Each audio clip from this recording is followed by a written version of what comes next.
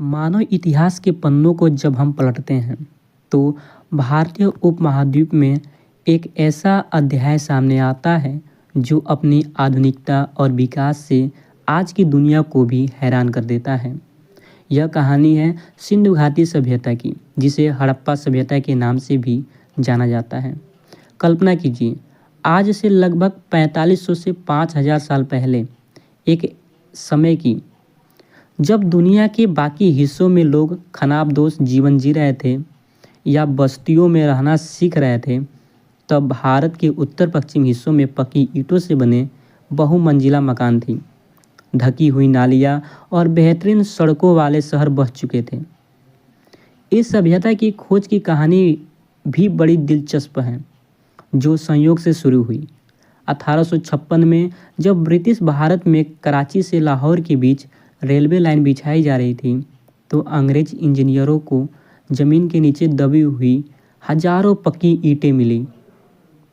अनजाने में उन्होंने इन ईंटों का इस्तेमाल रेलवे ट्रैक बनाने में कर लिया, बिना यह जाने कि वे ईंटें किसी साधारण खंडहर की नहीं, बल्कि दुनिया की सबसे पुरानी और विकसित सभ्यताओं में से एक की गवाही थी। इसके कई दशकों बाद 1921 में दयाराम साहनी ने हड़प्पा और 1922 में राखाल दास बनर्जी ने मोहनजोदड़ो की खुदाई की, और तब जाकर पूरी दुनिया को पता चला कि भारत का इतिहास सिकंदर के आक्रमण या वैदिक काल से नहीं, बल्कि उससे भी हजारों साल पहले शुरू होता है।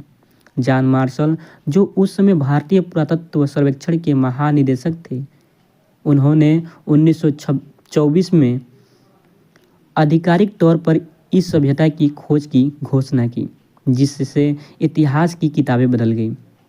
सिंधु घाटी सभ्यता का विस्तार अत्यंत विशाल था।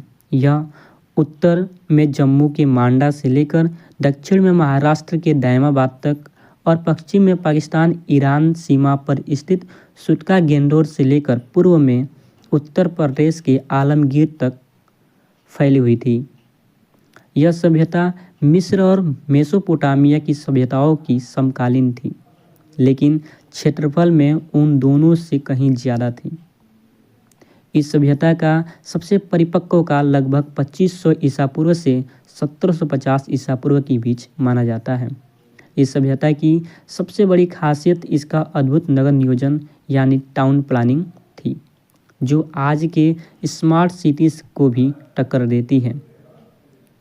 सड़कें एक दूसरे को समकोण यानी 90 डिग्री पर काटती थी, जिससे पूरा शहर आयताकार खंडों में बंट जाती थी।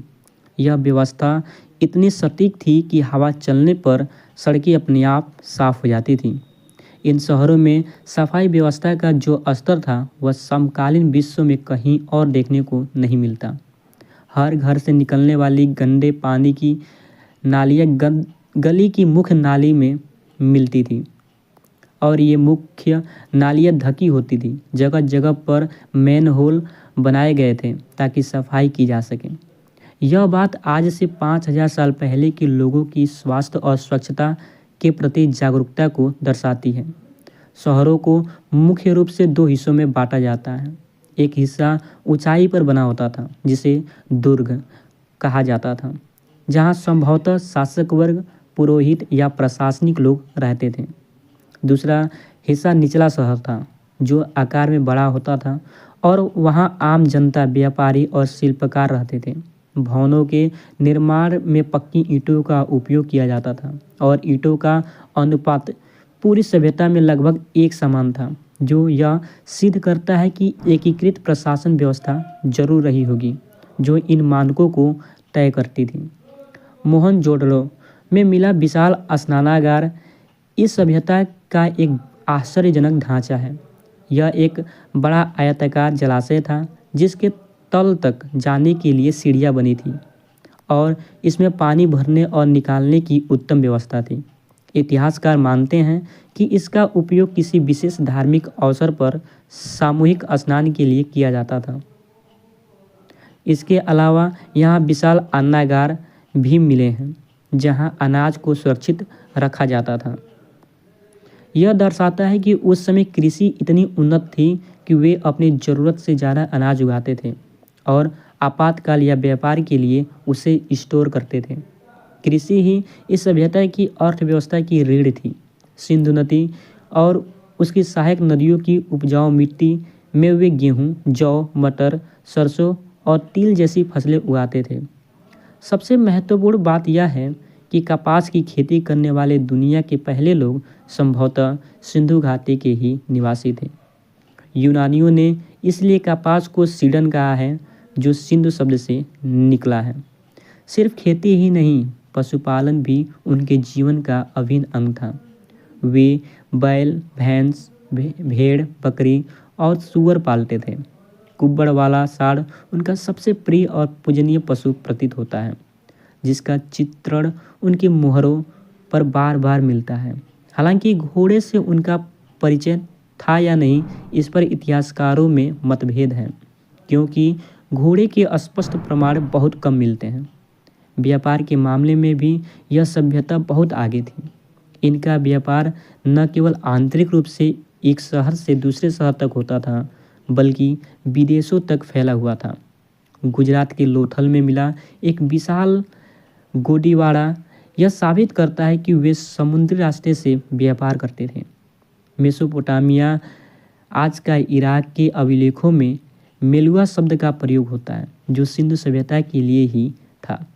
वहाँ से तांबा, सोना और कीमती पत्थर मंगाए जाते थे और यहाँ से सूती कपड़े, अनाज और मनके भेजे जाते थे। व्यापार में लेन देन के लिए बार्टर सिस्टम, वस्तु विनियमन के साथ मुहरों का उपयोग भी होता था। बाट और माप की व्यवस्था भी मानकीकृत थी, जो मुख्य रूप से 16 के गुणक में होती थी। अब अगर हम वहाँ के सामाजिक जीवन और रहन सहन की बात करें, तो खुदाई में मिली चीज़ों से पता चलता है कि सिंधु घाटी के लोग शांति प्रिय और कला प्रेमी थे। वहाँ से हथियारों के जखीरे बहुत कम मिले हैं, जिससे लगता है कि वे युद्ध के बजाय व्यापार और विकास पर ज़्यादा ध्यान देते थे। समाज संभवतः मात्र सत्तात्मक था, यानी परिवार में माँ या स्त्री का स्थान ऊंचा था, क्योंकि बड़ी संख्या में मातृ देवी की मूर्तियाँ मिली हैं। स्त्री और पुरुष दोनों ही आभूषणों के शौकीन थे। अमीर लोग सोने, चांदी और कीमती पत्थरों के गहने पहनते थे, जबकि गरीब लोग तांबे, हड्डियों और पकी हुई मिट्टी के गहने पहनते थे। चनहुडड़ो नामक स्थान से लिपस्टिक, काजल और मेकअप बॉक्स जैसी चीज़ें मिलती हैं, जो बताती हैं कि उस समय भी की महिलाएं भी साज श्रृंगार पर बहुत ध्यान देती थीं। मनोरंजन के लिए वे पासा खेलते थे, शिकार करते थे और बच्चों के लिए मिट्टी के तरह तरह के खिलौने जैसी सीटी, बैलगाड़ी और सिर हिलाने वाले पशु बनाते थे। कला और शिल्प के क्षेत्र में भी उन्होंने महारत हासिल कर ली थी। मोहनजोदड़ो से मिली डांसिंग गर्ल, जिसे हम नर्तकी कहते हैं, कांस्य प्रतिमा धातु की बनी हुई थी। मूर्ति उस समय की धातु विज्ञान को समझने को बहुत ही आसान बनाती हैं। इसके अलावा पत्थर से बनी एक दाढ़ी वाले पुरोहित की मूर्तियां भी बहुत प्रसिद्ध हैं। इतनी विकसित और भव्य सभ्यता का अंत कैसे हुआ, यह इतिहास का एक और बड़ा रहस्य है। लगभग 1800 ईसा पूर्व के आसपास इस सभ्यता का पतन शुरू हो गया था। इसके लिए विद्यमान अलग अलग कारण बताते हैं। पहले यह माना जाता था कि आर्यों के आक्रमण ने इस सभ्यता को नष्ट कर दिया, लेकिन अब इस सिद्धांत को पूरी तरह स्वीकार नहीं किया जाता है। सबसे मान्य कारण प्राकृतिक आपदाएं और जलवायु परिवर्तन माने जाते हैं। कुछ वैज्ञानिकों का कहना है कि भयंकर बाढ़ ने बार बार शहरों को डुबोया, विशेषकर मोहनजोदड़ो में इसके प्रमाण मिलते हैं। वहीं कुछ का मानना है कि सरस्वती नदी के सूख जाने और सिंधु नदी द्वारा अपना रास्ता बदल लेने के कारण वहां पानी की कमी हो गई, जिससे कृषि नष्ट हो गई और लोग वहां से पलायन कर गए। जंगलों की अत्यधिक कटाई और ईंटें पकाने के लिए ईंधन का अत्यधिक उपयोग ने भी पर्यावरण को नुकसान पहुंचाया होगा। धीरे धीरे शहरी ढांचा चरमरा गया, व्यापार ठप हो गया और लोग शहरों को छोड़कर पूर्व और दक्षिण की ओर गांव में जाकर बस गए। भले ही सिंधु घाटी सभ्यता शहर खंडहर में तब्दील हो गए, लेकिन यह सभ्यता पूरी तरह खत्म नहीं हुई। इसकी विरासत आज भी भारतीय संस्कृति में जीवित है। हम आज भी जिस तरह से खेती करते हैं, जिस तरह से देवी देवताओं की पूजा करते हैं, पीपल को पवित्र मानते हैं, या यहाँ तक कि जिस तरह से महिलाएं मांग में सिंदूर भरती हैं या आभूषण पहनती हैं, इन सब की जड़ें कहीं न कहीं हड़प्पा सभ्यता से जुड़ी हुई हैं। दशमलव प्रणाली और मापतौल का जो ज्ञान उन्होंने विकसित किया, वह बाद की सभ्यताओं के लिए आधार बन गया। यह सभ्यता हमें सिखाती है कि कैसे हजारों साल पहले हमारे पूर्वजों ने प्रकृति के साथ सामंजस्य बिठाते हुए विज्ञान और तकनीक के दम पर एक ऐसा समाज बनाया था जो शांति, स्वच्छता और व्यापार पर आधारित था। सिंधु घाटी सभ्यता केवल ईंटों का ढेर नहीं, बल्कि मानव की उद्यमशील और जिजीविका की एक अमर कहानी है, जो हमें अपनी जड़ों पर गर्व करना सिखाती है।